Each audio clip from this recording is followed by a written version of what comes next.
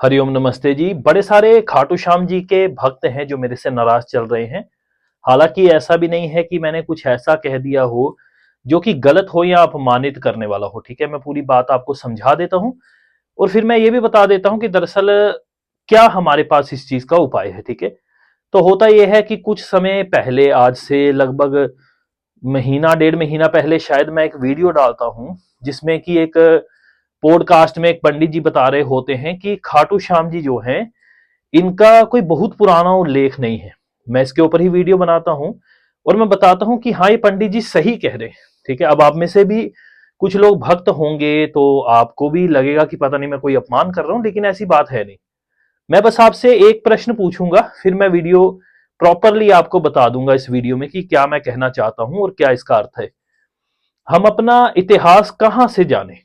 धर्म का जो इतिहास है, क्या मैं उसको जानूं जो टीवी में दिखाया जा रहा है, जो हमारे ग्रंथों में बताया जा रहा है? उनमें से किस चीज को सत्य मानना चाहिए?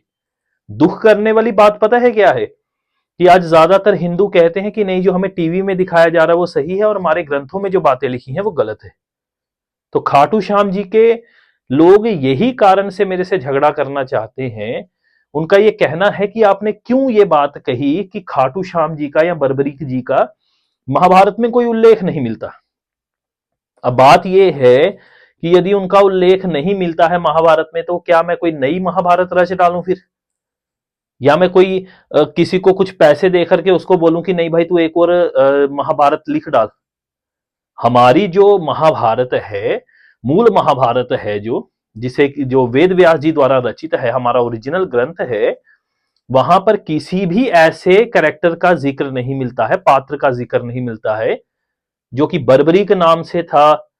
फिर उसने जाकर के श्री कृष्ण जी से जो है वो शिक्षा ली, फिर श्री कृष्ण जी ने उससे दान मांगा तो उसने शीश काट के अपना दे दिया, आदि आदि चीजें, तीन बाणों वाली बात, आदि आदि। ये सब का उल्लेख महाभारत में कहीं भी नहीं मिलता है हमें। तो अगर मैं ये बात कह रहा हूं तो इसका मतलब ये नहीं है कि कोई हमसे आके बहस करे व्यर्थ की। हाँ, हमें गलत सिद्ध कर सकता है। महाभारत खोलिए, उसके अंदर से वो पर्व दिखाइए, उपपर्व दिखाइए, अध्याय और श्लोक नंबर बताइए हमें, तब तो मैं आपको कहूं भी कि हाँ भाई ठीक है, मेरी गलती थी। महाभारत में ऐसा कोई पात्र नहीं है खाटू श्याम नाम का, ना ही आज से 20 25 30 साल पहले आपने कभी नाम भी सुना होगा, यदि आप राजस्थान के एरिया में नहीं रहते तो। अब ये बातें सारी कहां से आई हैं, खाटू श्याम जी का जिक्र कहां पे आता है? तो इस वक्त मेरे सामने ही स्कंद पुराण है। मैं इसका लिंक दे देता हूं आपको डिस्क्रिप्शन में। आप भी स्कंद पुराण स्वयं पढ़ सकते हैं, हिंदी तो पढ़नी आती ही होगी आपको। तो स्कंद पुराण में से ये कथा आती है। वहां भी ये कथा ऐसी नहीं है कि खाटू श्याम नाम के कोई व्यक्ति थे, उन्होंने कृष्ण जी से जो है वो शिक्षा ली थी, फिर एक पत्ते को मारा उन्होंने, पता नहीं क्या, एक पत्ता भगवान ने पैर के नीचे छुपा लिया, आदि आदि।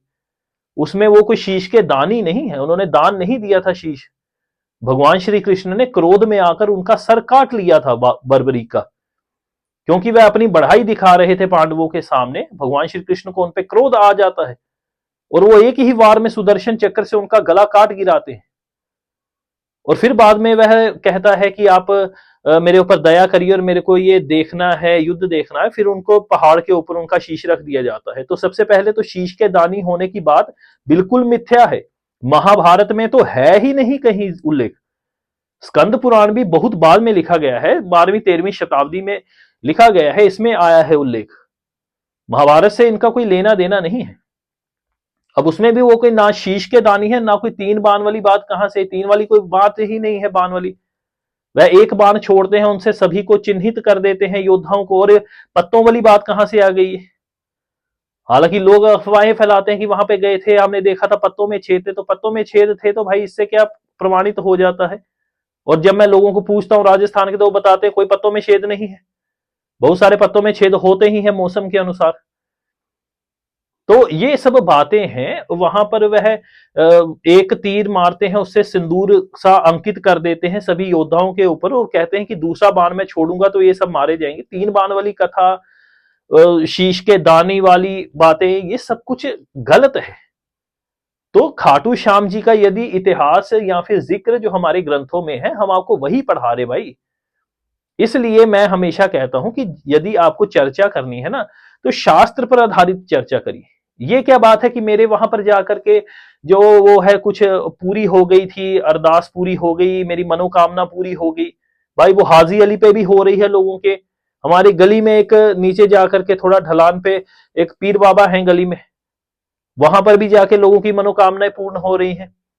गली गली में शहरों में लोगों ने अपने दरबार बनाए हुए अपने से, वहां पे कोई औरत बैठ करके चौकी लेती है, उसके पास भी जाके लोगों के काम हो जाते हैं। तो ये सब बातें मत कहा करिए कि भाई हम यहां पर गए थे, हमारी मनोकामना मनोकामना उनकी भी पूरी हो जाती है जिनके पास कोई देवी देवता नहीं होता। हमें देखना होता है कि हमारे ग्रंथों में इस चीज का कोई उल्लेख है या नहीं। आपको शांति मिलती है, आपकी मनोकामनाएं पूर्ण होती है, अवश्य जाइए, ईश्वर कण कण में व्याप्त है। और ना ही हम खाटू श्याम जी का कोई अपमान कर रहे हैं। ठीक है, खाटू श्याम में चले जाएंगे, आपको 1000 भिखारी वहां पर मिल जाएंगे। ऐसा थोड़े है कि वहां पर सभी की मनोकामनाएं पूर्ण हो रही। तो मैं बस यह कहना चाह रहा हूं कि हमारे महाभारत में ऐसा कोई पात्र नहीं है। 12वीं 13वीं शताब्दी में स्कंद पुराण लिखा गया है, उसमें इनका जिक्र आया है, बहुत बाद में आया है। और वहां भी कथा वैसी नहीं है जैसी हमें बताई जाती है। तो इसमें मुझे नहीं पता कि लड़ने वाली क्या बात है। आप लोग समझदार हैं। मैं आपको स्क्रीन के ऊपर लिख के दे रहा हूं रेफरेंस, और साथ में आपको इसके अंदर दे रहा हूं, मैं लिंक भी दे रहा हूं। उससे जाकर के डाउनलोड कर लीजिए स्कंद पुराण को, या ऑनलाइन पढ़ लीजिए उसमें। ये जो रेफरेंस चल रहा है स्क्रीन के ऊपर, मैं तो बस यही कहना चाहता हूं आपसे। तो मैं जितने भी खाटू श्याम जी के भक्त हैं उनसे हाथ जोड़ के पुनः प्रार्थना करता हूं। मैं कोई गलत शब्दावली यूज नहीं कर रहा हूं, मैं बस आपको बता रहा हूं कि हमारे यहां महाभारत में ऐसा कोई उल्लेख नहीं है, और स्कंद पुराण में उल्लेख आया है तो कथा वह नहीं है जो आपको बताई जाती है, शीश के दाने, तीन तीर आदि, ये जो भी बातें हैं। तो यही बस मैं आपसे कहना चाहता हूं। आप सबका आभार है, आपने यहां तक सुना है। आप सभी को मेरी तरफ से हरिओम नमस्ते, हरिओम तत्सत।